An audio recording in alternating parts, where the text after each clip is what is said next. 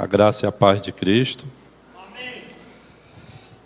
Nós nos sentimos honrados com este convite. Agradeço a Deus pela oportunidade de estar aqui.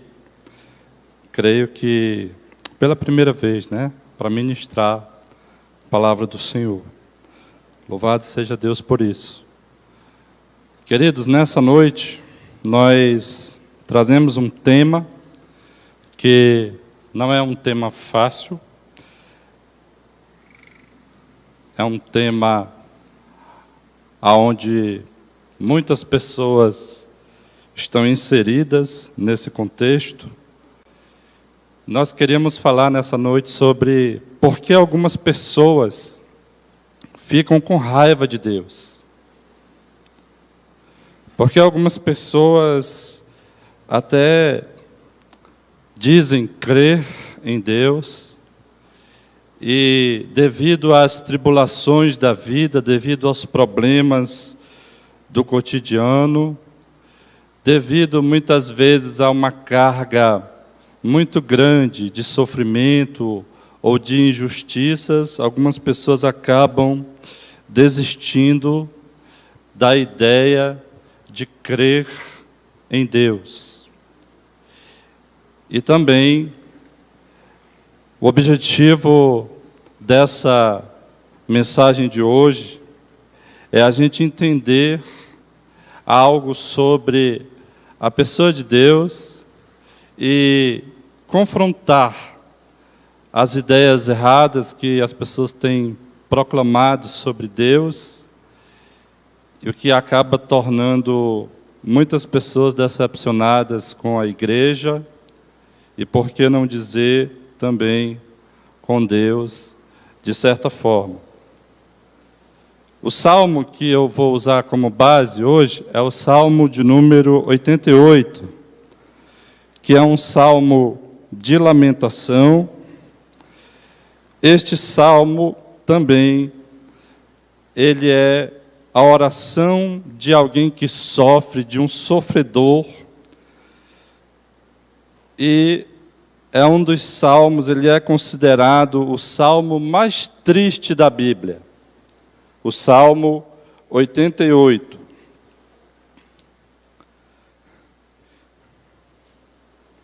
Escrito por Emã, um servo do Senhor, conselheiro do rei Davi, um homem levita, um homem da adoração, do louvor, um homem da música, um homem do sacerdócio.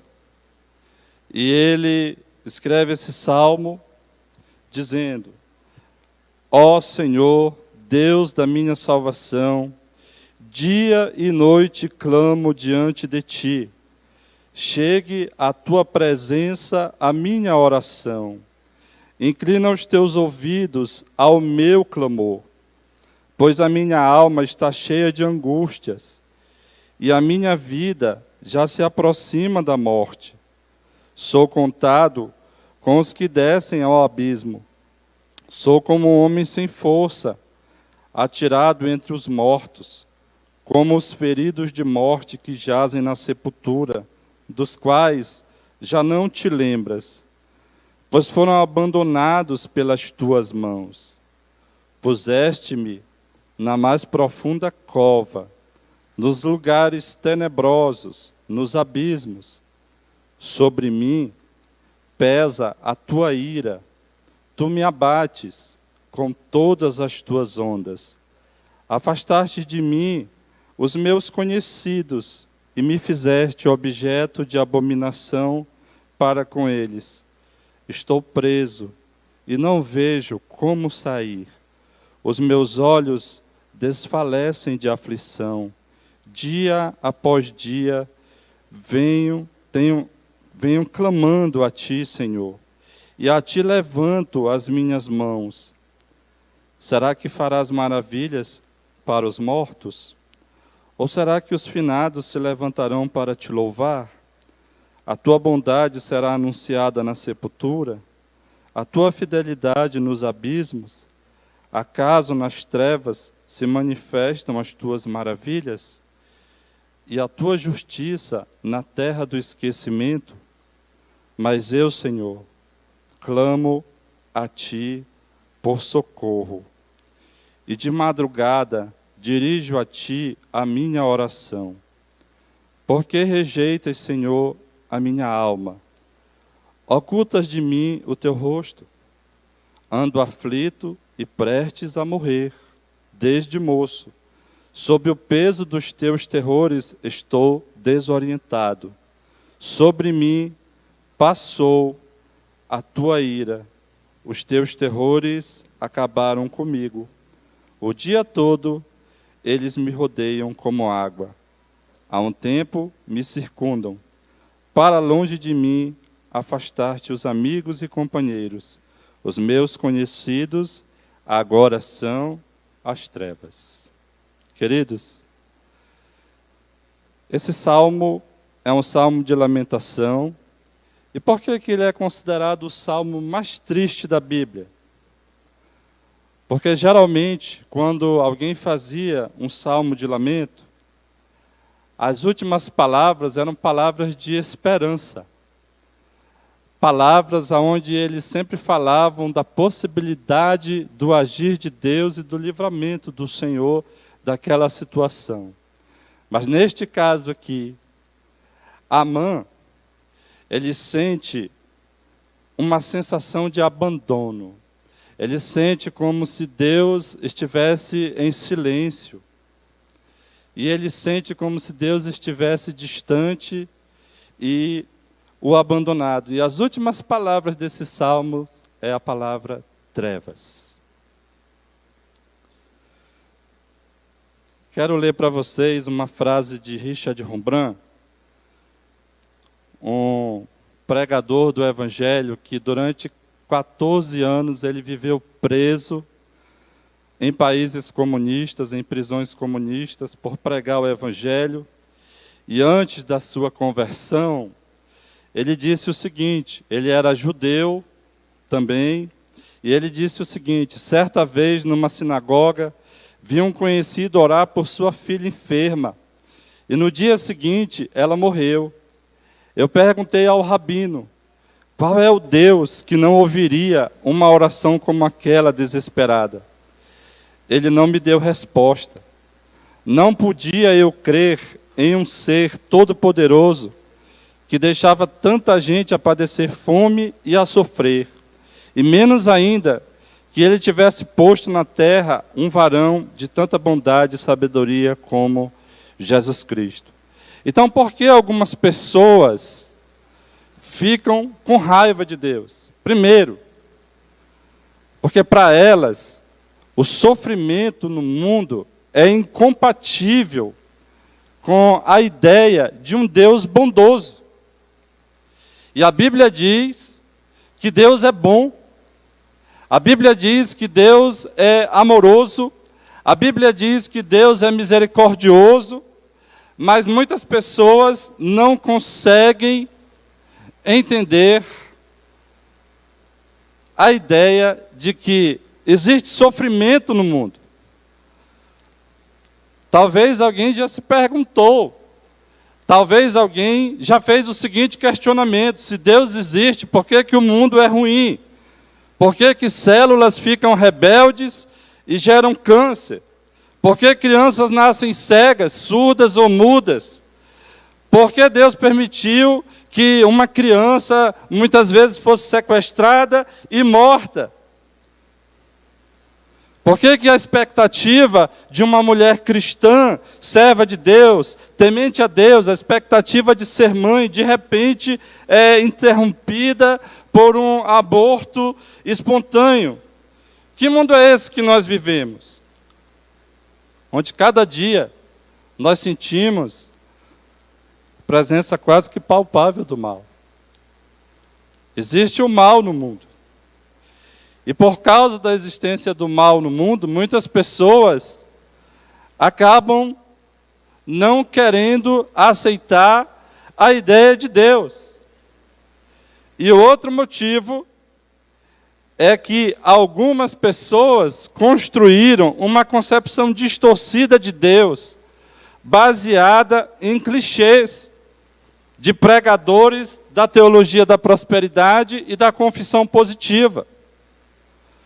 Por exemplo, qual é a cosmovisão de Deus que os televangelistas estão passando hoje para as pessoas, de um modo geral? Milhões de pessoas são influenciadas por essas mensagens da teologia da prosperidade e da confissão positiva. Vocês já ouviram clichês do tipo, pare de sofrer. Vocês com certeza já ouviram clichês e jargões do tipo, eu determino que todo mal desapareça da sua vida. Eu amarro agora, em nome de Jesus, todo mal da sua vida. Vocês já ouviram também pessoas dizendo, você precisa decretar a cura. Você precisa determinar a bênção. E com certeza, nesse meio de homens da mídia, da televisão, vocês já ouviram alguém dizer, faça o seu sacrifício, coloque o seu Isaac no altar. O Isaac, na verdade, é um dinheirinho no envelope.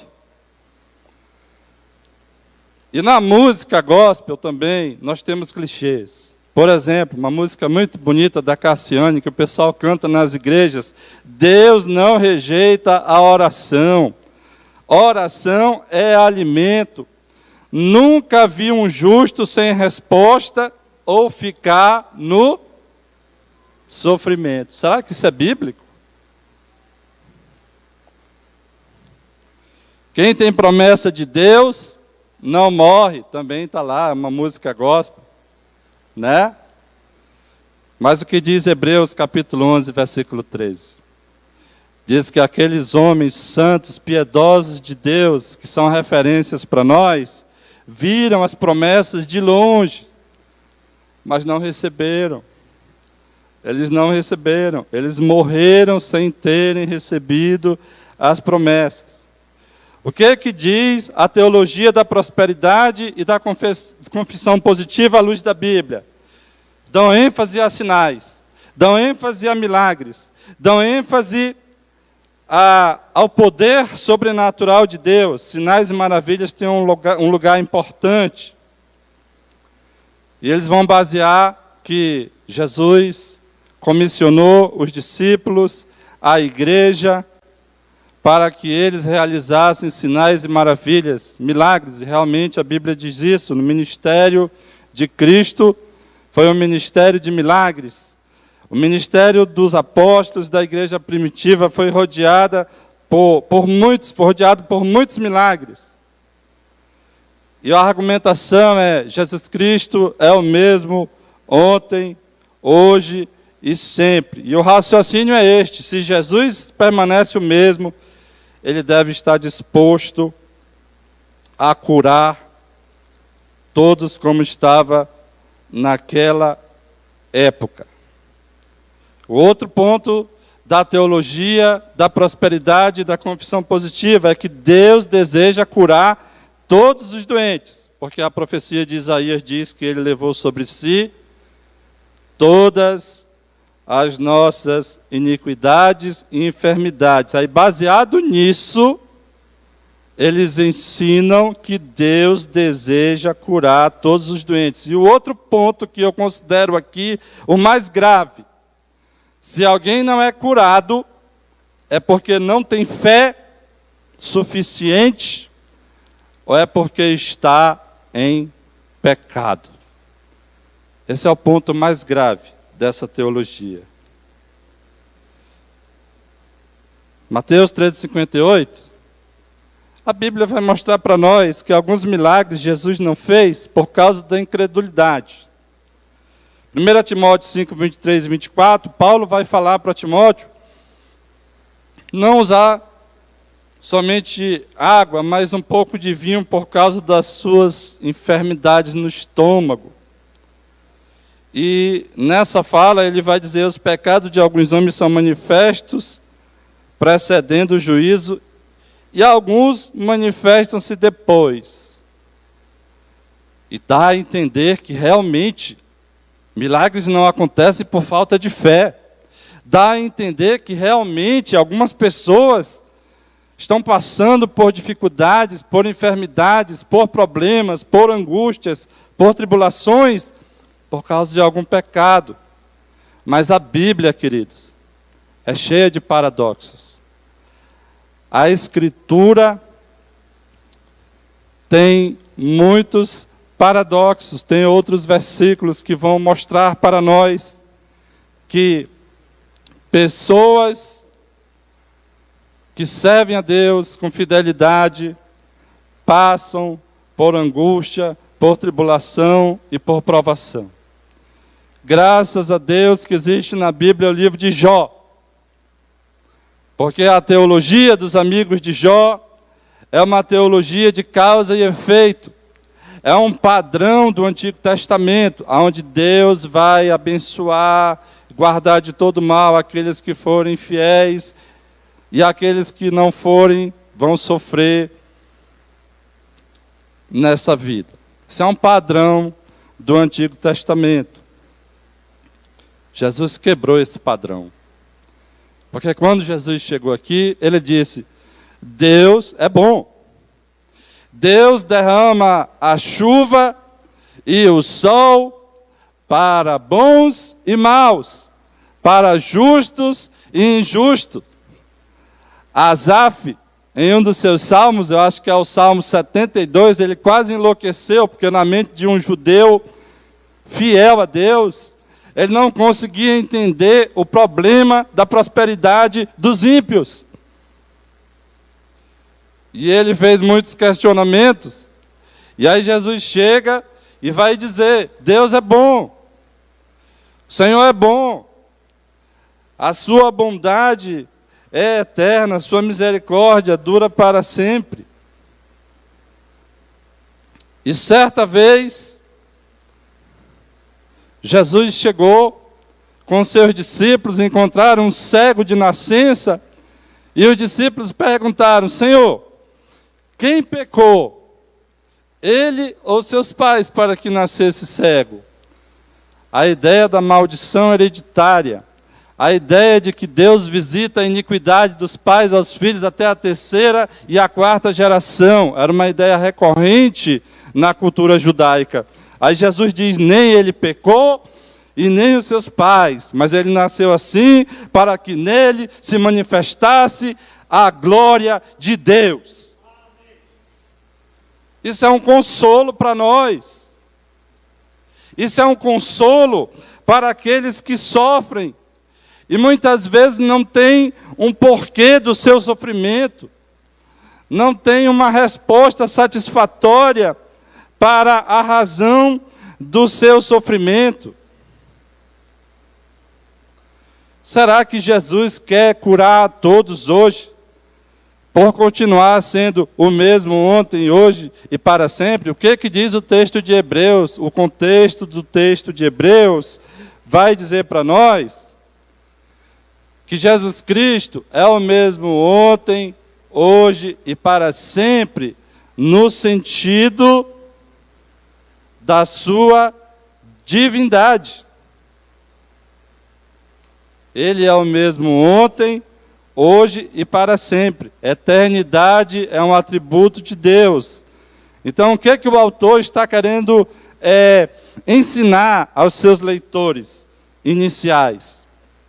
Ele está querendo dizer que Jesus Cristo não é uma pessoa comum. O seu sacrifício não foi comum. Qual era o perigo dos cristãos do primeiro século, dos leitores da carta aos Hebreus? O perigo da apostasia, o perigo de voltar ao judaísmo, o perigo de considerar Jesus uma pessoa comum, como outra qualquer. O perigo de achar que a morte de Cristo foi a morte de um criminoso, de um malfeitor, não foi um sacrifício santo, agradável a Deus, para aplacar a ira do Pai, como propiciação pelos nossos pecados. Então, o escritor de Hebreus vai mostrar a superioridade do sacrifício de Cristo. vai mostrar a divindade de Cristo, vai dizer que Cristo é superior aos anjos, que todos os anjos de Deus devem lhe prestar adoração. Poder de cura delegado à igreja durante a sua missão primária de lançar as bases do Evangelho está registrado em Marcos 16, quando Jesus falou: estes sinais acompanharão os que crerem, em meu nome expulsarão demônios, falarão novas línguas, pegarão em serpentes, se beberem alguma coisa mortífera, não lhes fará dano algum, porão a mão sobre os enfermos e estes serão curados. E o Senhor, depois de falar isso, o Senhor subiu aos céus, assentou-se à direita de Deus, e os discípulos saíram por toda parte pregando o Evangelho, e o Senhor ia cooperando com eles, confirmando a palavra com os sinais que os acompanhavam. O mundo do Antigo Testamento, do Novo Testamento, perdão, e do Antigo também, por que não dizer, é o mundo do paganismo, é o mundo do politeísmo, é um mundo onde se cultuavam vários deuses e tinha que existir confronto de poder quando os apóstolos chegavam com a mensagem do Evangelho para dizer que aqueles deuses não eram deuses, mas eram demônios. E as pessoas estavam cultuando aos demônios e não a deuses. Tinha que ter demonstração de poder. Por isso o Senhor cooperava com eles através dos sinais para autenticar a mensagem, para autenticar a palavra que os discípulos e os apóstolos pregaram. Lucas vai revelar para nós o cumprimento dessa promessa na narrativa do livro de Atos. O livro de Atos está cheio disso. Só que o problema do movimento pentecostal e do movimento neopentecostal é fazer do livro de Atos um livro normativo. O livro de Atos não é normativo, o livro de Atos é descritivo. Normativo são as cartas de Paulo para a igreja, são as cartas de João para a igreja, são as epístolas de Pedro. Isso é doutrina, isso é norma.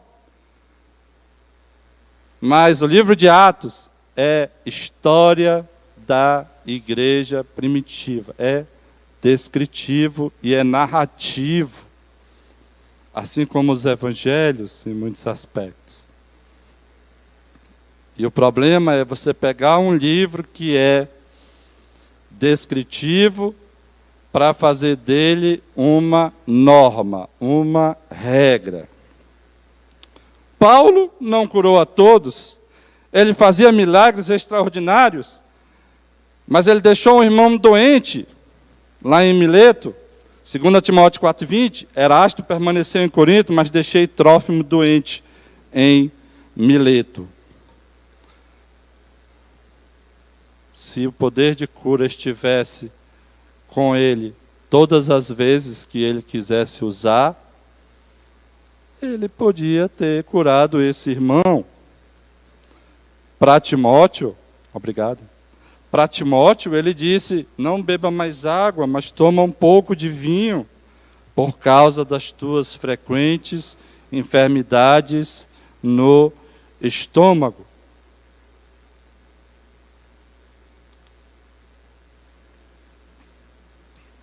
A profecia de Isaías, no aspecto de cura de todas as enfermidades, ela se cumpriu, ela se realizou no ministério terreno de Cristo.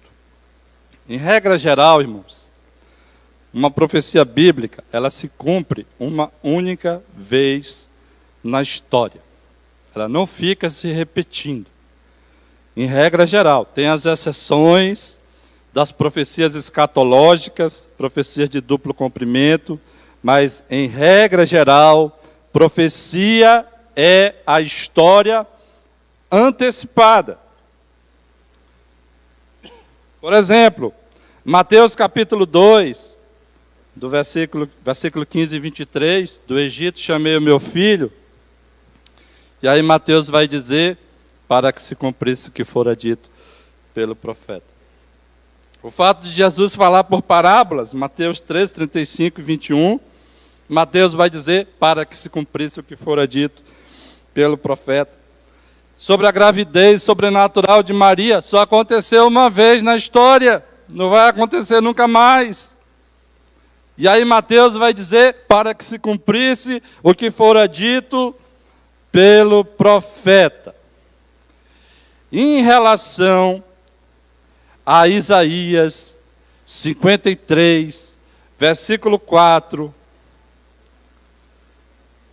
está em Mateus capítulo 8, versículo 16 e 17. No início da noite, trouxeram-lhe muitos endemoniados e ele, com apenas uma palavra, expulsou os espíritos e curou todos. Curou todos que estavam doentes. E aí Mateus vai autenticar a profecia de Isaías. E ele vai dizer, assim se cumpriu o que fora dito por intermédio do profeta Isaías. Ele tomou sobre si as nossas enfermidades e pessoalmente levou as nossas doenças. Ou seja, a profecia de Isaías se cumpriu no ministério terreno de Cristo. Todos os enfermos que chegavam até Cristo eram curados. Todos. E a grande questão agora é,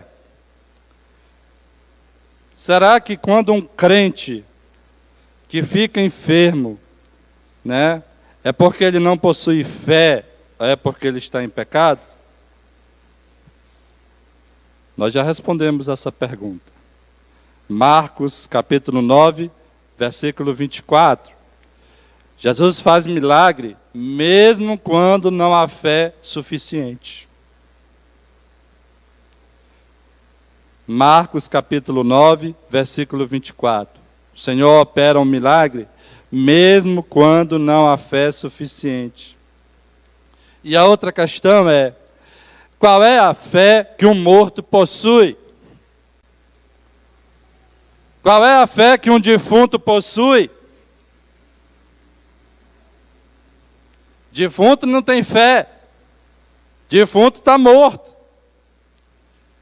E aí Jesus chegou, em muitos casos, e ordenou que aquele morto levantasse.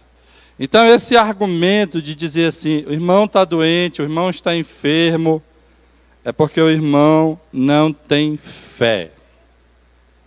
Esse argumento, ele não subsiste diante das Escrituras. A outra questão, o irmão está em pecado. Pode acontecer, como consequência de pecados, ter uma enfermidade.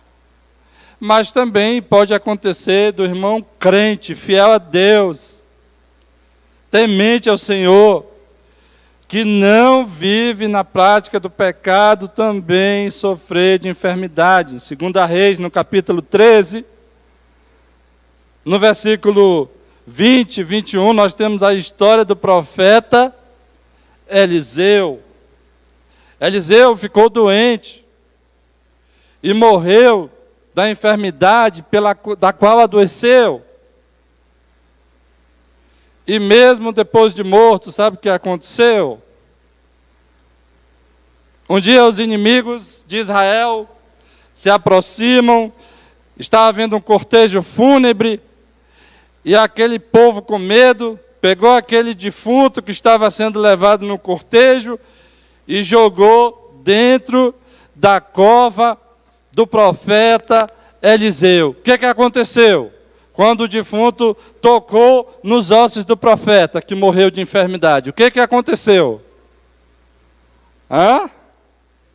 Reviveu. Então é descabido essa teologia dizer que o homem morreu em enfermidade porque ele estava em pecado. Mas nós temos proponentes dessas ideias nos meios de comunicação. Edir Macedo, R.R. Soares, Valdomiro Santiago, Agenor Duque.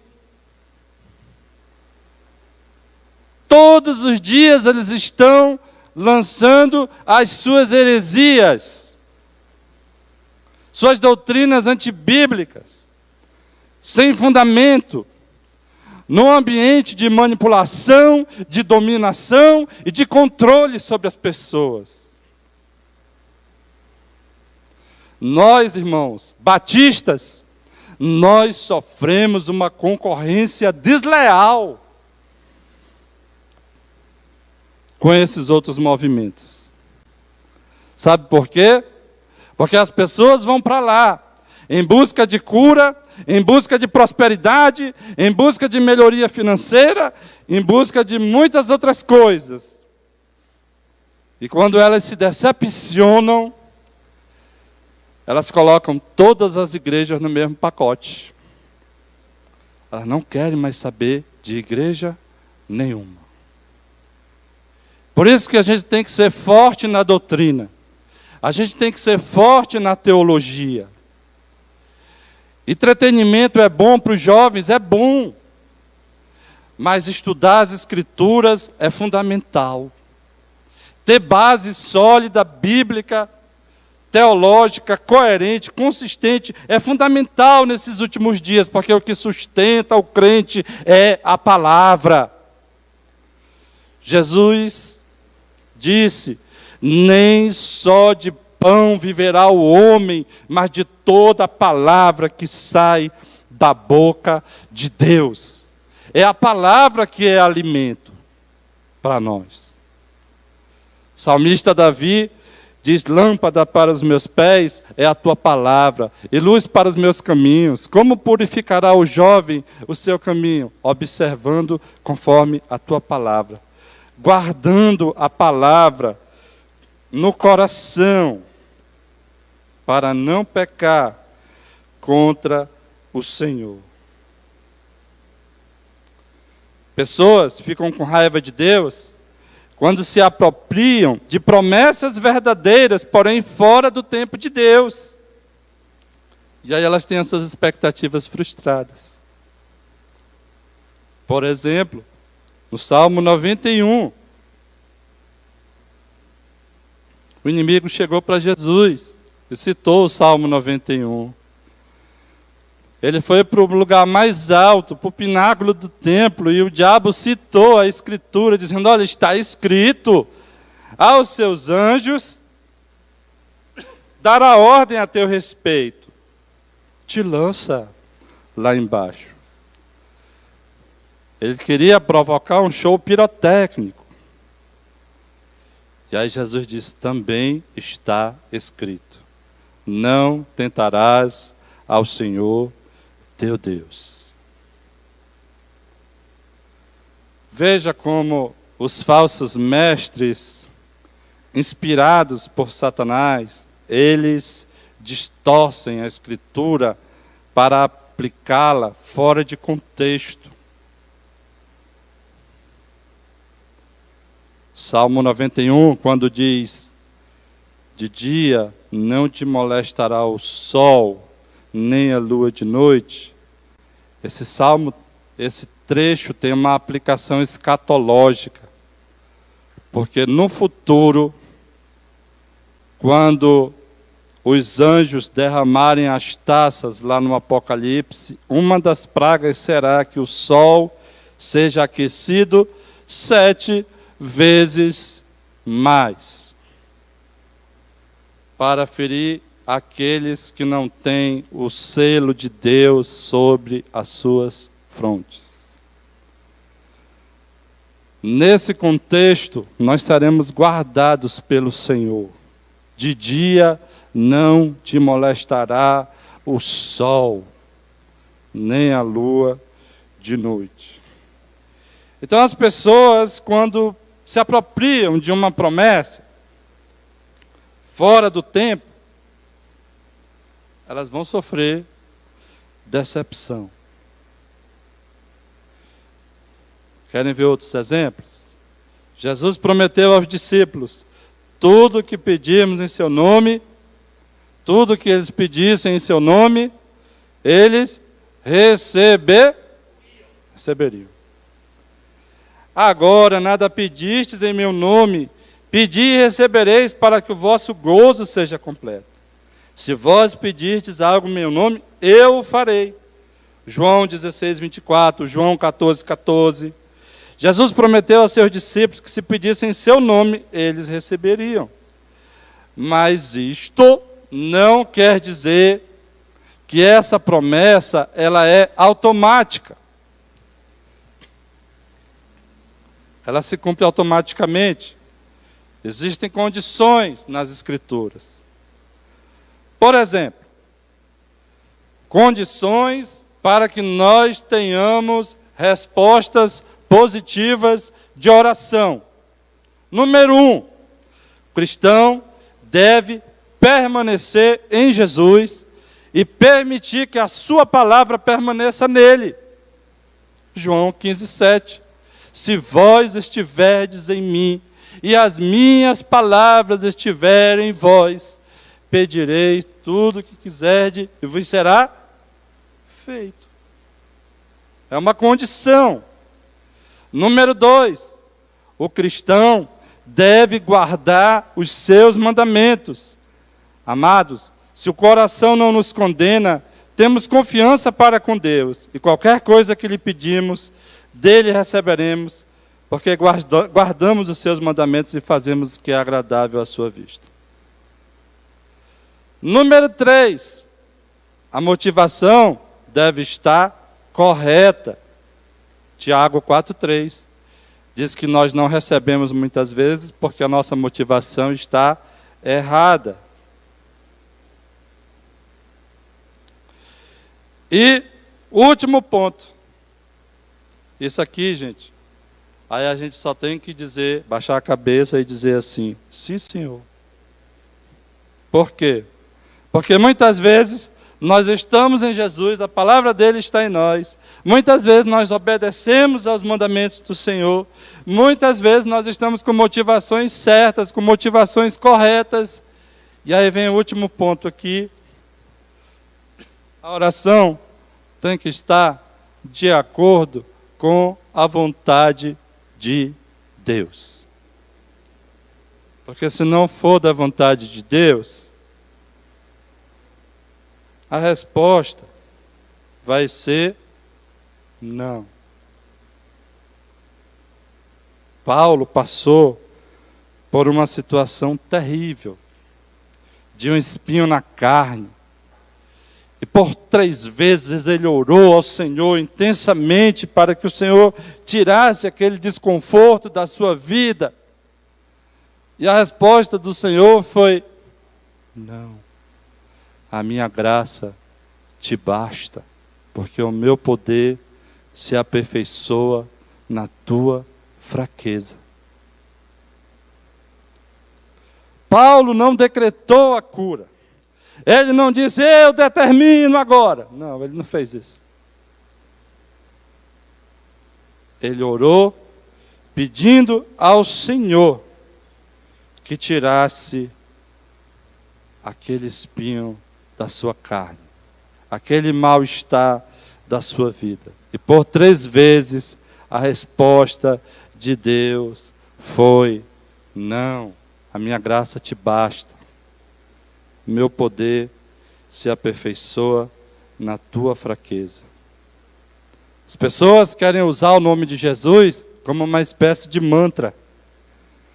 As pessoas querem usar o nome de Jesus como um amuleto mágico. Algumas pessoas transformaram Jesus no gênio da lâmpada de Aladim.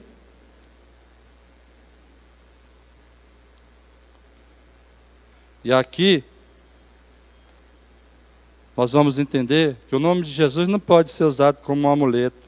No livro de Atos, no capítulo 19, nós temos um relato dos filhos de Cefas, exorcistas, que foram usar o nome de Jesus para exorcizar, e eles passaram vergonha. Passaram vergonha. Porque eles não tinham relacionamento com o Senhor. Eles não conheciam o Senhor. Eles queriam apenas usar o nome de Jesus para o seu bel prazer, para a sua autopromoção. Eclesiastes 9, versículo 2 e 3, diz assim para nós: tudo sucede igualmente a todos, o mesmo sucede ao justo e ao ímpio, ao bom e ao mau, ao puro e ao impuro, ao que sacrifica como ao que não sacrifica, assim ao bom como ao pecador, ao que jura como ao que teme o juramento. Este é o mal que há em tudo quanto se faz debaixo do sol, que a todos sucede o mesmo. A todos sucede o mesmo. Mesmo homens mais santos e piedosos, fiéis a Deus, passaram por momentos de profunda angústia, melancolia e depressão espiritual. No Salmo 88, nós temos um exemplo. O profeta Elias, depois que teve uma vitória esmagadora contra Jezabel, ele corre e vai se esconder numa caverna, sofrendo de depressão. Jó perdeu tudo que tinha, mergulhou numa crise tremenda de questionamentos a Deus. Paulo, na sua lista de sofrimentos, fala de temores por dentro e aflições por fora. 2 Coríntios 7,5, 2 Coríntios 11, do versículo 23 ao 33, tem uma lista de sofrimentos do apóstolo Paulo. E Paulo vai dizer em 2 Coríntios 1,8, porque não queremos, irmãos, que ignoreis a natureza da tribulação que nos sobreveio na Ásia, porquanto foi acima das nossas forças, a ponto de desesperarmos da própria vida. Que tribulação tremenda. Jesus nos disse: no mundo vocês terão aflições. Mas Jesus também nos disse: eu estarei convosco todos os dias até a consumação dos séculos. Meu irmão, se você está sofrendo, Deus está com você. Se você está sofrendo, não é porque Deus está te punindo pelos seus pecados, porque os seus pecados já foram punidos em Cristo, na cruz do Calvário. A história da igreja vai nos mostrar, irmãos, que homens e mulheres de Deus enfrentaram profundo sofrimento e depressão.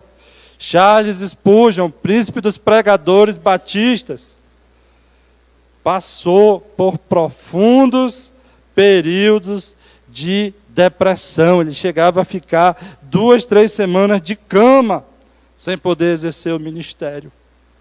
Muitas vezes os diáconos da igreja tinham que carregá-lo até o púlpito para que ele pregasse.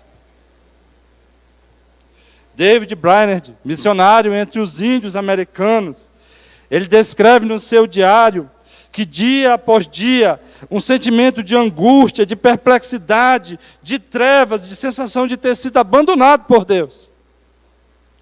Esse missionário fez um trabalho extraordinário. Ele morreu de tuberculose antes dos 30 anos de idade. As pessoas sofrem. Pais sofrem com filhos problemáticos. Filhos sofrem com famílias disfuncionais, com violência doméstica. Outros sofrem com doenças dos mais variados tipos, doenças degenerativas. Alguns sofrimentos duram poucos meses, mas outros duram a vida toda. Eu fui crente assembleiano durante 10 anos da minha vida. Na minha adolescência, a parte da minha juventude, durante 10 anos. E eu vi muitas coisas. E uma das coisas que mais me chamou a atenção foi que num acampamento da igreja, um jovem chamado Valber, ele vai dar um mergulho no igarapé, e ele sofre uma fratura na coluna, e aquele jovem ficou paralítico. Jovem crente, jovem temente ao Senhor. 30 anos da sua vida, inválido, em cima de uma cama. Mas não negou a sua fé, sempre dando testemunho de Cristo. Mas sabe o que me entristece, irmãos? É que durante esses 30 anos, ele ouviu muitas profetadas que ele ia ser curado, que ele ia levantar dali. Muita gente foi lá profetizar para aquele irmão, dizendo: Deus vai te levantar, você vai andar e tal, e aquele negócio todo. Ele morreu, já está com o Senhor. No ano passado, o Senhor o recolheu. Milagre não é regra. Milagre é exceção.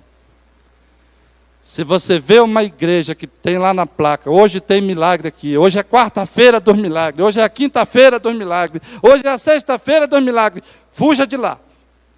Corra de lá. Porque Deus faz quando Ele quer, e na hora que Ele quer. Ele é soberano.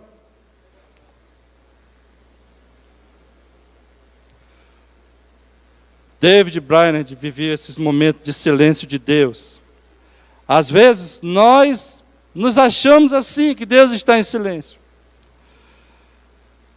Nós não vemos a resposta às nossas preces. Os místicos da Idade Média chamavam esse momento de a noite escura da alma. Os servos do Senhor chamavam esse momento de a noite escura da alma.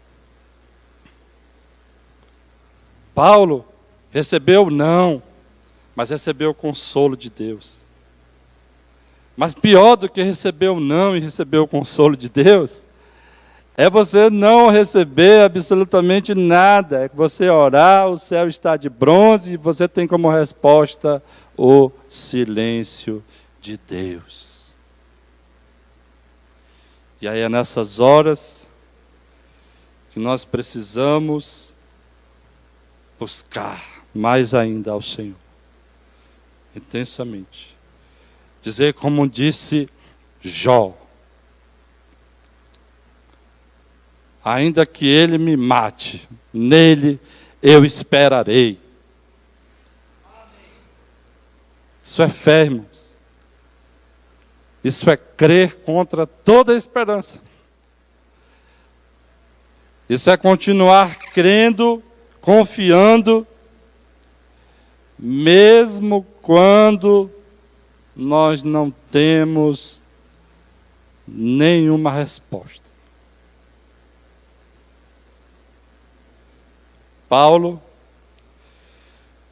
vai dizer que se ele tivesse de se gloriar em alguma coisa, ele se gloriaria nas suas fraquezas. Humanamente falando, nós não gostamos de expor as nossas fraquezas. Nós gostamos do sucesso. Nós gostamos de quando está tudo legal, tudo bem. De expor as nossas virtudes, mas as nossas fraquezas. E eu quero encerrar nessa noite lendo um pequeno trecho da palavra do Senhor.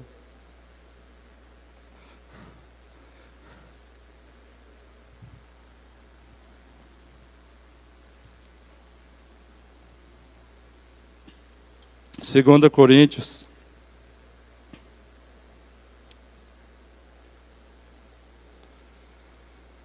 capítulo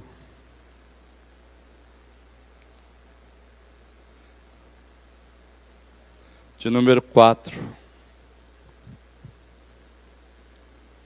versículo 7.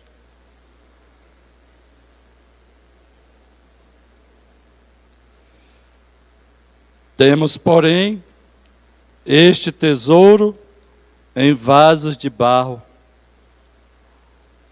para que se veja que a excelência do poder provém de Deus, não de nós. Em tudo somos atribulados, porém não angustiados. Ficamos perplexos, porém não desanimados. Somos perseguidos, porém não abandonados. Somos derrubados, porém não destruídos. Levamos sempre no corpo o morrer de Jesus, para que também a vida dele se manifeste em nosso corpo. Amém? O Senhor nos guarde, o Senhor nos abençoe. O Senhor tenha misericórdia de nós. Aos que sofrem, Deus está com você, mesmo quando você pensa que não está. Aos que não sofrem tanto, Deus também está com você. Tem sido gracioso para contigo. Tem abençoado a sua vida, a sua família. Seja bênção na vida daqueles que sofrem. Ajude a levar a carga daqueles que sofrem.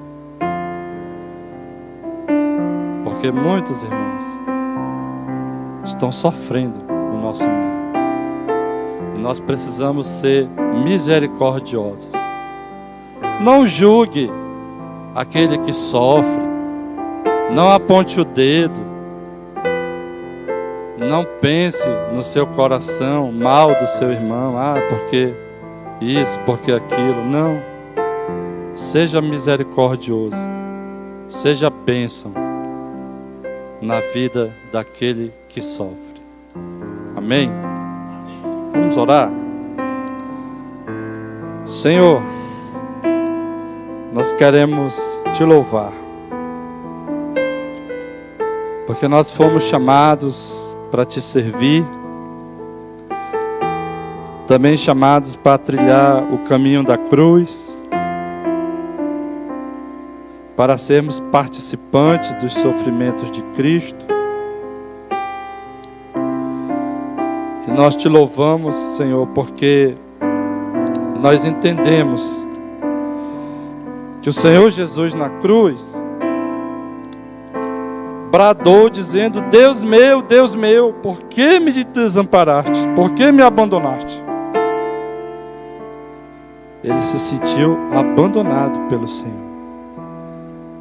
porque todos os nossos pecados estavam sobre ele, todas as nossas transgressões. Pela sua morte, pelo seu sangue, nós fomos reconciliados contigo.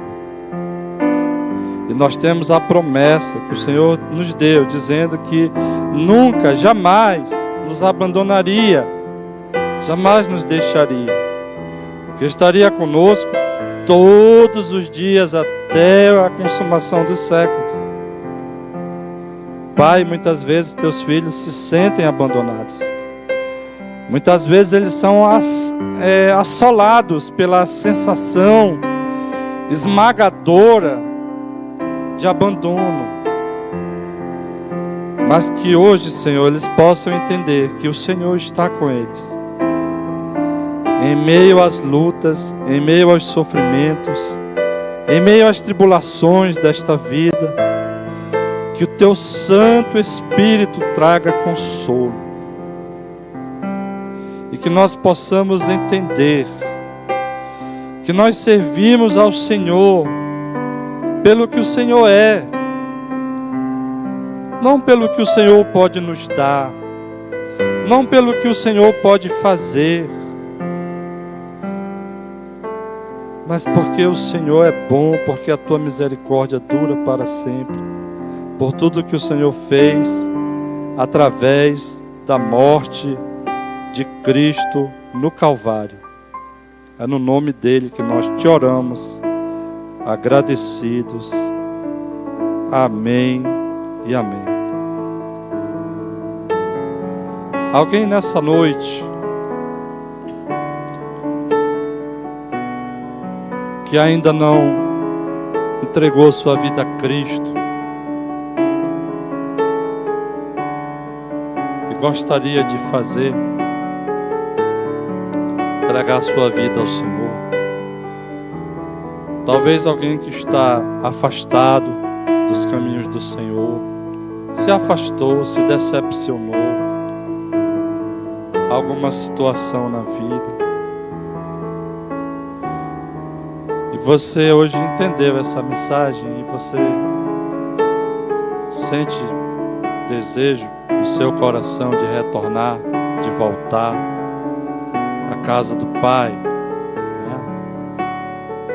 Se você hoje sente esse desejo no seu coração, quero te convidar a tornar essa decisão na sua vida uma decisão pública, para que essa família aqui, isso aqui é uma família IBL, possa lhe dar as boas-vindas, lhe abraçar e lhe acolher, no nome do Senhor Jesus. Amém? Se você sente esse desejo no seu coração, levante sua mão em sinal, aí mesmo onde você está, dizendo: eu quero renovar minha aliança com Deus, eu quero tomar uma decisão ao lado de Cristo, quero que o Senhor dirija meus passos, conduza a minha vida. Você pode fazer isso agora, se você quiser. Se não tem, nós vamos passar o dirigente.